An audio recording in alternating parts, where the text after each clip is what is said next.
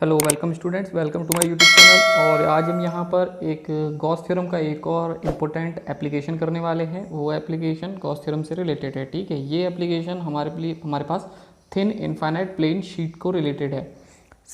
ठीक है, electric field intensity हमें फाइंड करनी है ड्यू टू, देखो इलेक्ट्रिक फील्ड इंटेंसिटी फाइंड करनी है due to a thin infinite plane sheet. किसी प्लेन शीट की वजह से, ये एक प्लेन शीट है, इस प्लेन शीट की वजह से पॉइंट पी पर हमें इलेक्ट्रिक फील्ड की इंटेंसिटी फाइंड करनी है। ठीक है, इलेक्ट्रिक फील्ड इंटेंसिटी हम पॉइंट पी पर फाइंड करेंगे।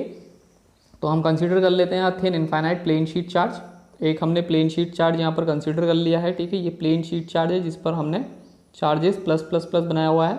ठीक है, इसका मतलब यह है कि इस इनफाइनाइट प्लेन शीट चार्ज के ऊपर पूरी तरीके से चार्ज यूनिफॉर्मली स्प्रेड है।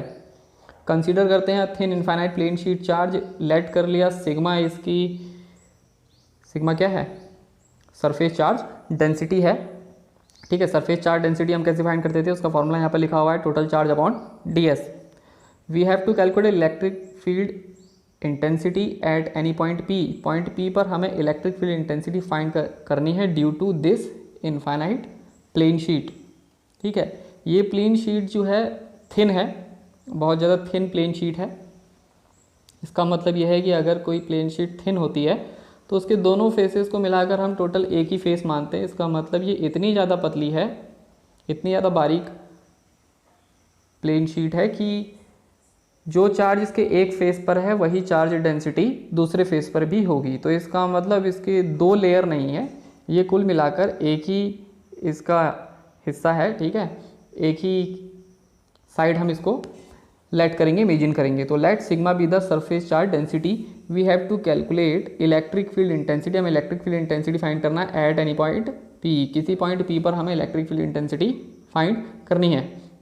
ठीक है, पॉइंट पी पर हमें इलेक्ट्रिक फील्ड इंटेंसिटी फाइंड करनी है जो कि शीट से कितने डिस्टेंस पर है, आर डिस्टेंस पर है from the sheet. Let us imagine a cylinder of cross section area ds। ये जो क्रॉस सेक्शन आपको दिख रहा है ये हमें ds लेना पड़ेगा। क्यों? क्योंकि हमें पॉइंट p के अराउंड एक गॉसियन सरफेस लेनी पड़ेगी। ठीक है, गॉसियन सरफेस के बारे में मैं पिछले लेक्चर में बता चुका हूँ कि गॉसियन सरफेस हमें क्यों लेनी पड़ती है। तो गॉसियन सरफेस हमें इसलिए लेनी पड़ती है क्योंकि किसी भी पॉइंट पर अगर हम इलेक्ट्रिक फील्ड की इंटेंसिटी फाइंड कर रहे हैं तो इसका मतलब उस पॉइंट के चारों तरफ हमें एक क्लोज्ड सरफेस लेनी है। इसलिए लेते हैं ताकि चार्ज लीक ना करे और इलेक्ट्रिक फील्ड की इंटेंसिटी हर पॉइंट पर सेम रहे। तो electric flux over the edges, यहाँ पर हमारे पास दो एजेस हैं टोटल कुल मिलाकर, एक एज क्यू पर है, दूसरा एज पी पर है।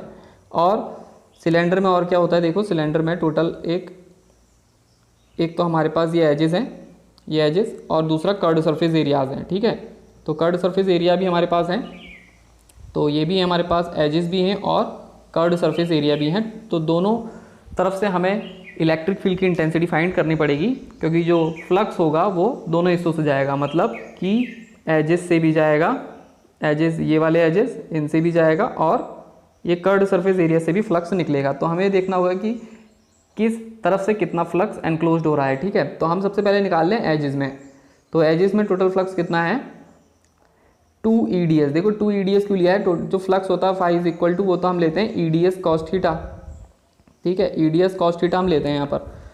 लेकिन हमारे पास एजेस कितने हैं, दो एजेस हैं, एक P एज है, एक Q एज है।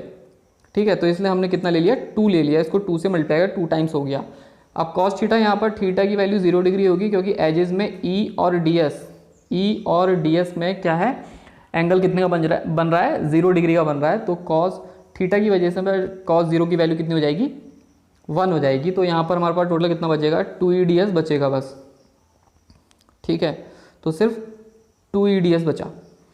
तो एजेस की वजह से हमारे पास टोटल कितना हो गया, इस एजेस की वजह से टोटल हमारे पास कितना हो गया, 2 EDS। अब बचा क्या है हमारे पास, अब हमारे पास बचा है सिर्फ क्या, कर्ड सरफेस एरियाज। तो on the curved surface of cylinder, ठीक है, सिलेंडर के कर्ड सरफेस पर कितना होगा, टोटल फ्लक्स 0 होगा। क्यों होगा, क्योंकि कर्ड सरफेस पर क्या है, इलेक्ट्रिक फील्ड की डायरेक्शन ये है और DS की डायरेक्शन ये है, तो दोनों के बीच का एंगल कितना हो गया, 90 डिग्री हो गया। और 90 डिग्री जब एंगल हो गया तो cos 90 की वैल्यू 0, इसलिए फ्लक्स कितना होगा फ्रॉम द कर्ड सरफेस 0। तो यहाँ पर इसलिए कर्ड सरफेस कितना लिखा हुआ है, मैंने 0 लिखा हुआ है, ये 0 लिखा हुआ है। तो total electric flux phi is equal to कितना बचा, इन दोनों को ऐड कर देंगे, 2 EDS प्लस 0 कितना आएगा, टोटल फ्लक्स 2 EDS, जो कि किसकी वजह से, सिर्फ एंड्स की वजह से है।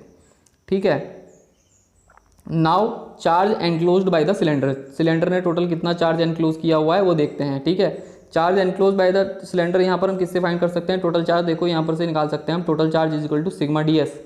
तो टोटल चार्ज की वैल्यू हो जाएगी sigma d s according to Gauss theorem. देखो हमारे पास दो चीज़ें हो गई हैं, एक तो हमने फ्लक्स निकाल लिया इस तरीके से, ठीक है, डेफिनेशन से, फ्लक्स की डेफिनेशन से, और दूसरा हमने निकाल लिया गॉस थ्योरम से। गॉस थ्योरम क्या होता है, गॉस थ्योरम की वजह से क्या होता है, flux Q upon epsilon not. Q यहाँ पर क्या है, टोटल चार्ज, यानी कि total charge upon epsilon not. ये गॉस थ्योरम की वजह से फ्लक्स है और ये फ्लक्स हमारी डेफिनेशन की वजह से है। तो दोनों फ्लक्स हमने इक्वेट कर दिया, यहाँ पर दोनों को इक्वल रख दिया, ठीक है। तो कितना हो गया ये total, q upon epsilon naught is equal to 2 EDS, ठीक है। अब यहाँ पर हम क्यू की वैल्यू रख रहे हैं, क्यू की वैल्यू कितनी है, क्यू की वैल्यू है सिग्मा ds, टोटल चार्ज की वैल्यू सिग्मा ds। तो यहाँ पर सिग्मा ds रख दिया, क्यू की वैल्यू, सिग्मा क्या है, surface charge density, upon epsilon naught. ds से ds कैंसिल हो जाएगा, यहाँ पर कितना बचेगा, sigma upon epsilon naught is equal to 2e। तो यहाँ पर हम e की वैल्यू कैलकुलेट कर सकते हैं यहाँ पर इस तरीके से, ठीक है। तो e की वैल्यू हमने कैलकुलेट कर ली, तो e की वैल्यू हमने पूरी तरीके से यहाँ पर कैलकुलेट कर ली है, तो जो कि कितनी आ गई है, सिग्मा अपॉन 2 एप्सिलॉन नॉट। अब स्पेशल केस आता है, ठीक है, ये यहाँ पर डेरिवेशन खत्म हो गया है थिन की वजह से। अब स्पेशल केस क्या आता है कि अगर ये शीट थिन ना होती, थिक होती, तो हमारे पास टोटल सरफेस कितनी होती, 2। थिन में एक ही सरफेस ले रहे हैं, थिक में हम लेंगे 2, ठीक है। थिक का मतलब इस तरीके से है, यहाँ पर ये बनाया हुआ है यहाँ पर मैंने कि ये थोड़ी सी थिक है, तो इसकी 2 सरफेसेज हैं टोटल। तो दोनों सरफेस पर सिग्मा चार्ज डेंसिटी होगी, चार्ज डेंसिटी सिग्मा होगी, तो हमारे पास टोटल 2 सरफेस हो गई है। इसलिए हमने कितना ले लिया टोटल यहाँ पर, तो एक सरफेस से हमने E1 ले लिया और दूसरी सरफेस से E2 ले लिया। E1 की वैल्यू भी वही रहेगी जो भी हमने फाइंड करी है, सिग्मा अपॉन 2 एप्सिलॉन नॉट, और दूसरे फेस की वजह से भी कितनी होगी, सिग्मा अपॉन 2 एप्सिलॉन नॉट। तो टोटल कितना हो जाएगा, दोनों को ऐड कर देंगे, यहाँ पर दोनों को ऐड किया हुआ है, ठीक है। तो दोनों को यहाँ पर ऐड किया हुआ है, E1 plus E2, E1 plus E2 करके यहाँ पर ऐड किया हुआ है, आप देख सकते हैं E1 प्लस E2। तो E1 और E2 को जब हम दोनों को ऐड कर दिया तो टोटल कितना हो जाएगा, ये sigma upon 2 epsilon naught plus sigma upon 2 epsilon naught is equal to sigma upon epsilon naught. तो हमारे पास ये थिन की वजह से भी हो गया है और थिक की वजह से भी हो गया। ये एक स्पेशल केस था जो कि यहाँ पर मैंने आपको बता दिया है, ठीक है। वीडियो को पूरा देखने के लिए थैंक यू। आप इसको पूरा नोट कर सकते हैं, इस डेरिवेशन को, बहुत ईजी लैंग्वेज में डेरिवेशन लिखा हुआ है, ठीक है। आप इसको एग्जाम में इस तरीके से लिख सकते हैं। तो वीडियो को पूरा देखने के लिए थैंक यू, गुड बाय।